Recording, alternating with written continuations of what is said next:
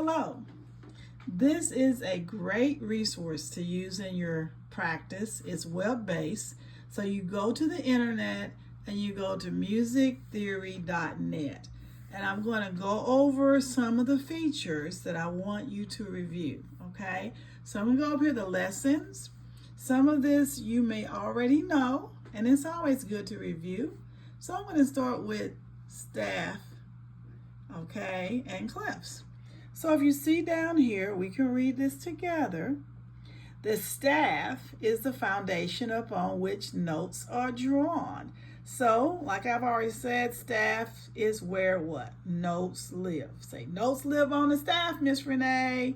Okay. Now, when I click the next one, it's going to show you right here the numbers of the staff. You see there are 4 spaces and 5 lines. Okay, and it's highlighted. Whatever note we go through, it highlights. It makes it really neat. And let's go to the next one. Every line on a space on the staff represents a white key on the keyboard. Okay, usually it might be a sound here. I don't hear anything. I'm going to turn it around, make sure I got a sound going.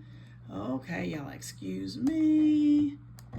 I'll make sure we got some sound. Sometimes you can hear it, but isn't that neat how you can associate the note E, F, see it's going up. That's F, and then E. It's going fast though, but you probably already know some of those notes. But if you look here, let's see if we can catch along in. These are like E, F, G, A, B, C. There you go. E, F, G, A, B, C. So it was going really fast. I may have said it wrong, but we'll look at that later. Okay, let's look at the next one. These are the clefs. Remember what did we say this one's called? Right, treble clef, and this is called bass clef, right?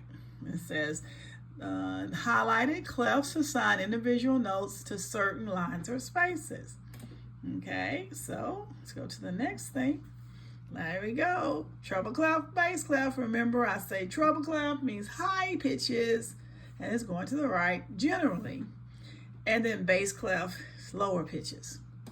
Okay, but that may change as you advance in music. Now, first we're going to talk about the treble clef. Okay, it's also called treble G because I know that little tail ends on that second line, and that is the G line. The staff line, which the treble clef wraps around, is shown in red, is known as G. Any note placed on this line becomes a G. So it even has a little sound here. See, that's the G. Isn't that neat? Then here, what's the note above G? The line note, space note, so you know it's A. So if I went back the other way, what would that be? The space note below G is what? F. Yes, you got it right. And the process continues. See? Line note, space note, going up higher on the staff. So it's going up higher notes. So the higher up it is on the staff, the higher the notes are. So if we look here, this is G in the middle, and then you're going up. Keep going up. These are all white keys, right? Okay, let's keep going. When you run out of room, what happens? Okay, so that's when we go to the next page to figure it out. Okay, the next one is ledger lines. Ledger lines, we haven't talked about that at all, but ledger lines are those extra lines that go on because that last one's a G. So what's A? It's gonna create another line, and you'll see in a minute what that looks like. You draw another line, so after G, you know it's gonna be your A, right? So let me just click here, and there it goes, A. Don't get confused. You say, Miss Renee, looks like C. Yeah, it looks like C, but it's way up here on top of the staff. C is down here, okay? There's a line through and everything, okay? So this is up higher, okay? And generally, in the treble clef, the stems are going up, then they start going down. It's probably a reason, probably in my theory, I don't remember, But if you research it, you say, oh, the thing is going down right now, let me know. Okay, but right now it's A. So if it would have went up again, the next line, let's see what happens next. Okay, they didn't go any further with A. They just left it with A. Okay, but if you went all the way up and the line is below and the note is on top, it would be B, and so on and so forth. Okay, now it says we're going to talk about the bass clef now. Okay, stay with me now. Don't get you too tired. I've only talked 5 minutes. Stay with me. Okay, don't click me off yet. Let's read it together. Next, let's discuss the bass clef. Remember, bass clef is bass F, okay? And the F line, let me get the next one. That's the F line, and this lower.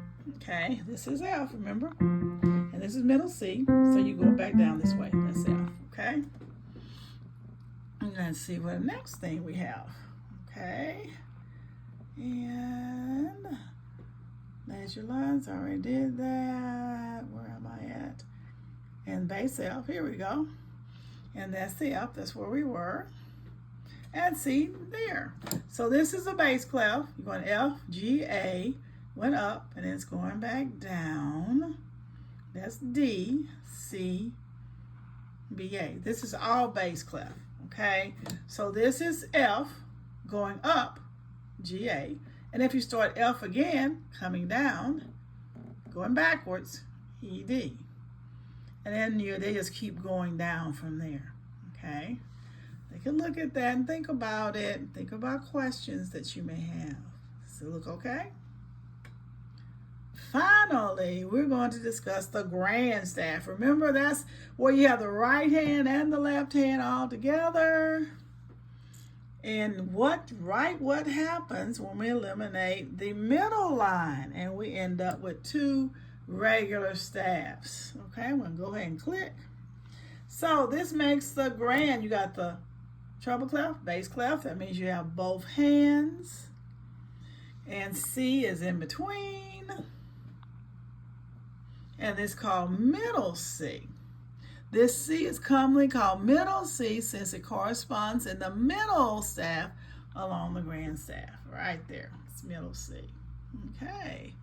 And I believe that's our last note on note reading. Okay. Be sure and let me know if you have any questions, and just go through this little process whenever you get a chance, and you'll have an understanding and a visual of note reading.